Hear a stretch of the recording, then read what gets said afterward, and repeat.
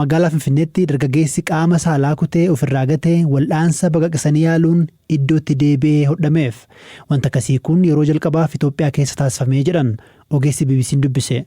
Taateen kun kan mudate sanbata darbee yoo ta'u dargaggeessi umuriinsaa ganna 20 ta'u ofuma isaatti yaadee qaama saalaa kutee ofirraa erga gatee booda wal'aansa baqaqsanii yaaluu godhameefiin iddootti deebi'eeraaf. Hospitaala Specialized Alertitti Speeshaalistii yaala pilaastik sarjarii kan ta'an Dr. Abdurrazaaq Ali haala turee fi wal'aansa godhame BBC'tti himaniiru. አደጋ የደረሰው ቅዳሜ ሌሊት 6 ሰዓት ነበረ። ራሱ ነው ያቆረጠ የነበረው በራሱ ምክንያት ማለት ነው። በላንጉን ከሙደቴ ሰንበተ halkan keessa sa'aatii 6 ture. Ofiidhuma isaatii ofirraa kute. Sana booda ganama isaa dhaabbata fayyaa biraa irraa waan kana sirreessuun ni danda'ama yoo ta'e jedhanii nuuf bilbilan. Sa'aatii balaan itti mudate kaasee yeroo jiru erga tilmaamne booda dhufee yoo deebisanii hodhameef milkaa'uu danda'a jennee murteessinee gara wal'aansa baqaqsanii yaalutti seenne. Yeroo dhufu sa'aatii 9 kan ta'uuf marsaan eegaa guutummaan dhaabatee ture. Guutummaan irraa citee ture waan ta'eef oksijiniinis hin turre.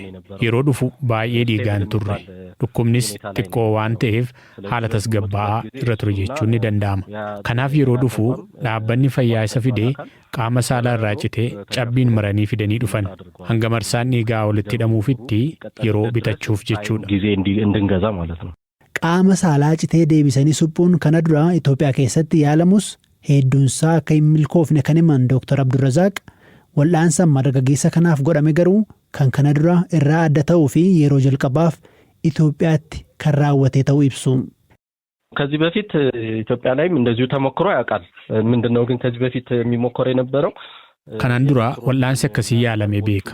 Kan yaalamaa ture hiddaawwan dhiigaa fi narvoota wal qunnamsiisuun osoo hin taane qaama irraa cite sana akkuma jirutti ujummoo fincaanii fi qaamota boqofa iddootti deebisuu ture. Bu'aasaa yoo laallee baay'een isaanii milkaa'oo hin turre.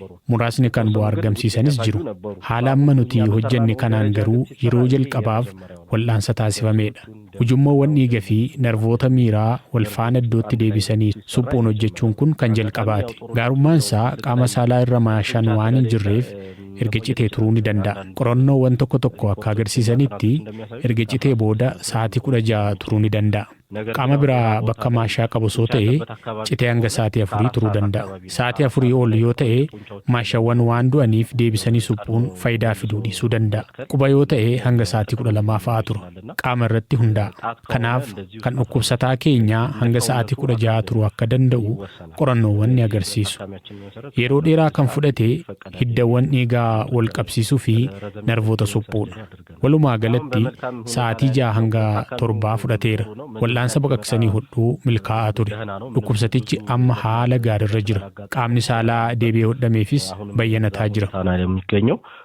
የተቀጠለውም አካል በማገገም ሂደት ላይ ነው የሚገኘው.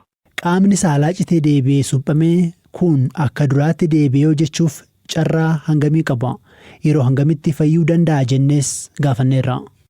አሁን ትቦ አድርገንለታል እንዲድን ሂሊንግ ፕሮሰሱ እንዲፋጠን ማለት ነው adeemsi fayyuu akka saffisuuf ammoo ujummoo fincaanii gooneefii jirra torban 3 gaafa ta'u ofiisaan fincaa'uu ni danda'a jennee yaadna qunnamtii saalaa raawwachuuf garuu yoo xiqqaate turtii ji'a 3 isa barbaachisa sababni isaa qaamni saalaa kan ka'u yoo ta'e hojii wal'aansaa ammoo hojjetameef kana kan balleessu waan ta'eef hanga ji'a 3 guututti qunnamtii saalaa raawwachuun hin hayyamamu ji'a 3 keessatti guutummaatti ni fayya jennee eegna.